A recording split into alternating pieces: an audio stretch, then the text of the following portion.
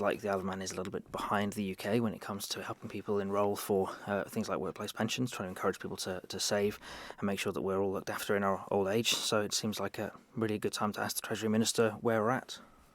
Had you expected to see more progress in this area by now?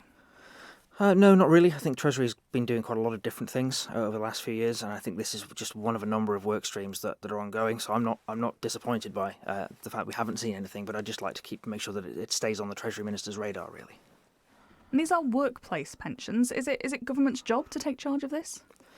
I mean, ideally, everyone would already be saving in for a pension, but it's just not affordable for some people, and sometimes it's a bit of a complex decision or conversation to have. And I think the laws they have in the UK, where they're trying to make it easier for people, and I think that's government's place in this, is to make it easier for people to have a pension and to make sure they can save for their retirement.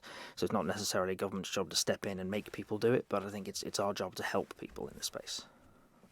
Okay, you're also asking about Manx Gas and the new regulatory agreement that I think was announced in February last year that was going to be happening. So had you expected to see some movement there by now? Yes, I was expecting something by the end of last year. I think that was the date we were kind of given as a preliminary, by December kind of thing, we'd be expecting to see something.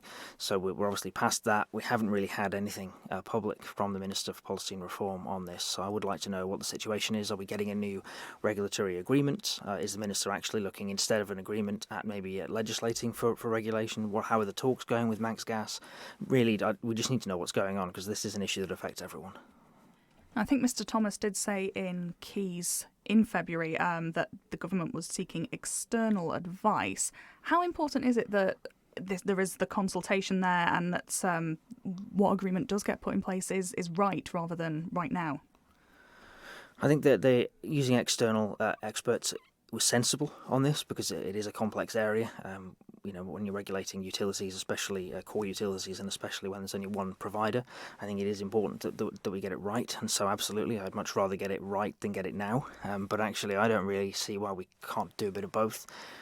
This has been an ongoing issue for a long time. I was part of the working group that recommended a number of changes to the regulatory agreement, and I just want to know, we spend a lot of time and effort actually engaging with people, engaging with Manx Gas, and actually developing that report. I just want to make sure that it's acted on.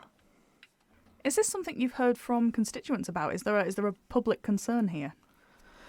There has been, I think, over the last few years, a concern about not just gas prices, but the way in which the gas charging structure has changed a few times. And we've seen, actually, I think in response to the report that we did, Manx Gas have now made some other changes to their agreement. So I think they're removing some of the bans. So we are seeing progress here, but I think what it boils down to is we need an agreement that makes sure that it's fair for people on the island, so we know that we're paying a reasonable amount for gas and people are being treated fairly, and equally it's got to be fair on the provider to make sure that they've got a sustainable business that can keep providing us with gas into the future. Okay, and I just wanted to ask you about a couple of your written questions on patient transport, because that's obviously something that has been topical quite recently. You're asking about the figures, particularly for transport of patients on island to the airport. I think for health, for their patient transfers, they've been going up recently. Are you expecting to see a similar thing for transport on island? The reason I'm asking those questions about on-island transport is obviously we've got the new Connect Ports service that the bus van are using, which will probably have driven some traffic and business away from private taxi firms, for example, and that may not be a bad thing. I really don't know where we're going with this, but the reason I'm asking is because I'm hearing sort of reports from people that do travel across where health department seems to be getting a bit more restrictive in what they're allowing to pay for, and I just want to get an understanding of is this because costs are spiralling, or is it because actually they're just taking a slightly different approach to the way we transport patients on island? Do you think Connect Ports is necessarily a suitable way to transport patients? Would they be better off in a taxi depending on what their illness is? It's quite possible. I think sometimes just saying, well, we've got a bus for you might not suit everyone.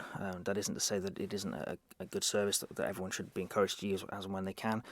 But sometimes I think it's, for some people, maybe driving is easier for them. And if the costs of, say, paying for the parking at the airport is cheaper than for someone than perhaps paying for a taxi, maybe that's something we should be thinking about doing. At the end of the day, it's about saying, how do we get people to and from their homes and the airport when they need to visit the UK, and can we do that in a cost-effective manner? And really, it's about choice for me. It's about making sure that patients aren't just pushed down a particular route that might not be the best route for them.